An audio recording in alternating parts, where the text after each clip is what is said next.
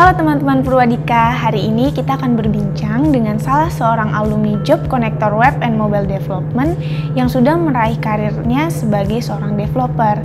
Hai David. Hai juga Kak. Hai, kamu lagi work from home ya? Iya, lagi work from home. Oke, David, hari ini kita bakal ngobrol-ngobrol nih tentang kamu dulu sebelum ikut Job Connector, kegiatannya apa, dan sekarang setelah ikut Job Connector, kamu kegiatannya apa? Boleh diceritain dulu nggak sebelum kamu mengikuti Job Connector, kegiatan kamu tuh apa sih? Oke, sebelumnya aku tuh kerja di perusahaan asuransi sebagai financial advisor. Dulunya aku kuliah sebagai geologis Universitas Pajajaran. Oke, menarik. Berarti kamu benar-benar nggak punya background IT sama sekali ya? Nggak ada, dan ini udah lompatan kedua saya di karirnya. Oke, tadinya kuliah geologi, kerjanya di Ya, bagian finance, dan sekarang ya, jadi developer. Boleh iya. diceritain nggak, kenapa sih kamu tadinya jadi seorang financial advisor, tertarik nih sama dunia coding?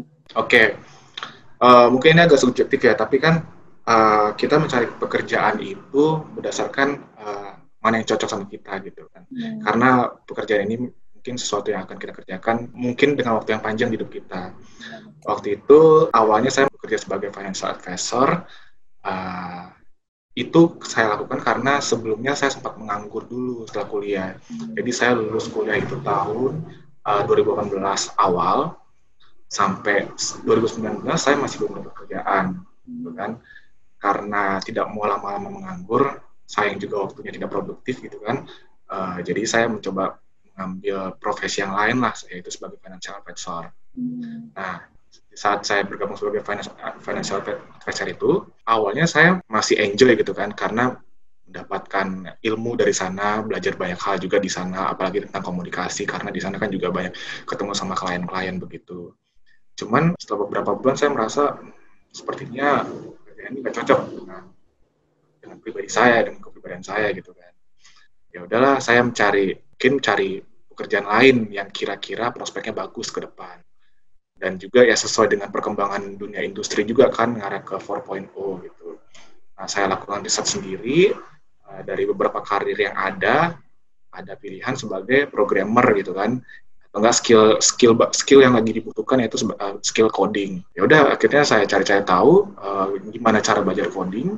Ada banyak cara sih sebenarnya untuk belajar coding. Itu ada belajar sendiri salah satunya, atau enggak kuliah lagi, atau enggak mengikuti program pelatihan. Setelah saya dengar cari-cari pengalaman orang gimana mereka bisa coding, sepertinya sih yang dari penglihatan saya yang mengikuti program pelatihan coding ini lebih efisien secara waktu dan biaya gitu kan. Udahlah, saya akhirnya memutuskan untuk mencari program pelatihan coding. Salah satunya saya dapatkan Purwadika gitu. Oke, kalau boleh tahu, kamu tahu tentang Purwadika dari mana? Tahu tentang Purwadika itu dari Instagram. Jadi aku kan biasanya kalau misalnya cari-cari sesuatu dari Instagram, misalnya kayak mau belanja online dari Instagram, kayak hal tentang pelatihan kayak gitu juga dari Instagram gitu kan. Nah, ketemu saya cari di pencariannya itu program pelatihan coding gitu kan. Muncullah Purwadika dan beberapa nama yang lainnya. Tapi setelah saya lihat, sepertinya program yang ditawarkan Purwadika kayaknya lebih worth nih menurut saya nih gitu kan. Dan letak kursusnya pun juga lumayan gak terlalu jauh lah dari rumah saya di Jakarta. Nah, boleh kamu ceritain nggak gimana sih pengalaman belajar di Purwadika? Pengalaman belajar di Purwadika itu asik banget sih. Asiknya Dan gimana? nggak tahu ya, kebetulan aja sepertinya aku dapat teman-teman sekelas, orangnya lucu-lucu semua, asik. Jadi kalau di kelas itu kebanyakan bercanda gitu kan, dibandingkan belajarnya. Cuman meskipun kebanyakan bercanda, tetap masuk semua materinya. Dan mentornya juga asik juga saat itu untuk diajakin bercanda. Nah, terus entah kenapa di kelas itu semua orang berlomba-lomba untuk mencapai nilai tertinggi di tiap tes modulnya. Kan di Prodika programnya ada 4 modul ya. Nah, di setiap tes modulnya itu kita semua berlomba-lomba untuk mendapatkan nilai tertinggi gitu. Memang sih ada beberapa orang yang mengalami kesulitan buat menangkap materi-materi yang diberikan. Cuman kita di sana saling membantu. Dan emang ada beberapa orang juga yang mungkin jagonya di sini, jagonya misalnya di bagian front end, jagonya di back end, jagonya di database, atau enggak jagonya di CSS styling begitu kan. Nah, di sana kami itu saling melengkapi gitu, memberi masukan-masukan atau enggak mengajari hal-hal yang baru yang kita dapatkan sesuai dengan minat kami masing-masing. Karena kan yang dipelajari di program itu kan banyak juga kan, ada berbagai macam hal juga. Di situ kami saling melengkapi dan akhirnya terbentuklah kayak kompetisi yang sehat gitu. Samping kita bersaing untuk mendapatkan nilai terbagus, tapi di situ juga kami saling melengkapi. Oke. Nah, David sendiri kan tadi background-nya dari geologi ya. Itu ada kesulitan nggak sih ketika belajar coding? Kan kamu nggak ada background IT nih. Kesulitannya sih nggak ada, karena yang dari Prodika ajarkan di awal banget itu bener-bener basic banget. Bener-bener ngikutin gimana kondisi semua siswanya gitu. Jadi akhirnya sama-sama bisa mengikuti. Nah, David boleh ceritain nggak? Sekarang kan kamu udah ikut program Job Connector, terus kamu juga di hiring juga dari hiring partner Purwadika ya. Sekarang kamu bekerja sebagai apa sih? Aku sekarang bekerja sebagai back-end developer di perusahaan Extramax. Oke, back-end developer. Boleh ceritain nggak roles kamu di perusahaan kamu sekarang ini apa? Oke, jadi Extramax itu kan dia semacam software house. Dia ngerjain beberapa project dari beberapa klien juga. Nah, kalau aku, untuk tim aku, dia megang satu project di satu klien juga untuk ngurus bagian back-end-nya. Di situ biasanya aku ngerjain bug fix sih. Misalnya ada bug-bug atau enggak ada perubahan-perubahan. Kita kan pakai eksternal URL juga. Kadang dari pihak eksternalnya juga mengubah data atau enggak mengubah tipe data juga kan. Nah, di situ kita back-end-nya menyesuaikan untuk mengupdate codingan project-nya itu supaya menyesuaikan dengan dengan data yang dikasih dari eksternal URL itu gitu sih. Lebih ke bug fix sama maintenance. Oke. Kamu udah berapa lama di Extremax ini? Udah 2 bulan. 2 bulan. Berarti kamu mulai di bulan Juni awal. Oh, Juni awal. Ini bulan kedua. Oh, ini bulan kedua. Berarti kamu di hiring ketika lagi PSBB ya? Lagi masa pandemi? Iya, lagi masa pandemi. Oke, boleh diceritain nggak nih proses kamu mulai dari kamu apply sampai interview tuh sampai akhirnya kamu keterima nih di Extremax secara online berarti ya? Iya. Okay. Jadi kan kalau di Prodika ini ada website PCN ya kan, Prodika Career Network. Nah, di situ bukan nge-apply sih, tapi kita yang ditawarkan posisi itu oleh Extramax gitu. Enaknya di situ. Oh. Jadi si perusahaan ini yang approach ke kamu ya, menawarkan posisi. Iya, approach ke kami. Nah, itu kami alumninya tinggal accept atau enggak nge-decline gitu kan. Waktu itu aku terima aja gitu kan, karena ya opportunity sebagai back-end juga lumayan bagus gitu. Terus setelah di-approach gimana? Waktu itu Extremax ngadain beberapa kali tes.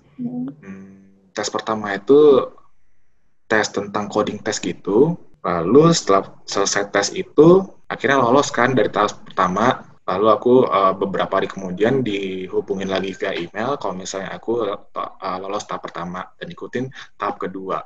Nah, tahap keduanya ini lebih susah lagi. Nah, setelah itu interview sama usernya langsung. Dari pihak Extramax sendiri bakal ngabarin lagi 2 minggu setelahnya. Cuman setelah 2 minggu nggak ada kabar-kabar nih. Ya udah sepertinya enggak. Ternyata pas di minggu ketiga akhirnya aku dihubungi juga akhirnya. Dan saya lolos dan langsung offering juga secara online juga. Berarti untuk posisi kayak kamu nih seorang developer, berarti pede-pede aja ya untuk keterima kerja di masa pandemi gini. Karena kan banyak nih mungkin perusahaan yang justru cut off-in para pegawainya gitu. Cuman kamu di tengah masa pandemi ini justru bisa dapat pekerjaan yang kamu inginkan gitu. Iya, pede. Harus pede banget dong. Nah, David, aku mau tanya dong. Kamu kan nggak punya background IT nih sama sekali, terus belajar coding. Kamu punya tips nggak untuk teman-teman mungkin yang ingin belajar coding juga, cuman mereka masih ragu nih karena nggak punya background IT, takutnya nggak bisa ngikutin prosesnya gitu. Oke. Kalau untuk belajar coding itu, saran yang menurut aku paling tepat itu emang ikuti pelatihan coding seperti program yang ditawarkan oleh Prodika ya. Karena itu benar-benar istilahnya kayak kita mau menuju ke suatu daerah tapi kita melewati tol. Nah, tolnya itu ada di Purwodika. Kayak sekarang aku di Purwodika belajarnya kan JavaScript. Nah, terus di tempat kerja belajarnya C#. Tapi karena di kantor masih WFH, buat saya yang masih karyawan baru, belajar C#-nya itu secara sendiri, di mana nggak ada mentor, kita belajar sendiri aja otomatis gitu kan. Dan kita nggak tahu mau belajar apa. Nah, di situ belajar apa, saya merasa progres untuk belajar C# secara sendiri itu nggak terlalu signifikan lah dibandingkan waktu kemarin belajar JavaScript, tapi ditemani oleh mentor dari Purwodika gitu. Nah, itu kalau untuk yang mau belajar coding dalam waktu yang cepat dan efisien, yaitu ikutin aja ke program-program seperti Purwodika ini gitu. Ditambah lagi di Purwodika ada, setelah di akhir program, ada kita dibantu untuk mencari pekerjaan melalui Purwodika Career Network kan. Iya. Oke, berarti untuk teman-teman yang tidak memiliki background IT, jangan khawatir ya untuk belajar coding, karena di Purwodika kalian akan diajarkan dari basic bersama para mentornya. Betul kan ya, David? Iya, belajar mandiri itu lebih susah, jauh lebih susah. Iya betul, Purwodika itu ibaratnya jalan tol nih untuk teman-teman yang ingin berkarir sebagai developer tapi tidak memiliki background IT. Karena setelah kalian belajar dan lulus, kalian akan disalurkan bekerja kepada hiring partner Purwodika. Oke David, thank you banget buat sharing-sharingnya. Semoga cerita kamu nih yang tadinya dari geologi, jadi ke finance, terus sekarang jadi developer, itu bisa menginspirasi teman-teman yang nggak punya background IT jadi berani nih untuk belajar coding. Thank you David atas waktunya. Semoga sukses selalu ya untuk karirnya. Amin Kak, makasih Kak. Thank you, bye-bye.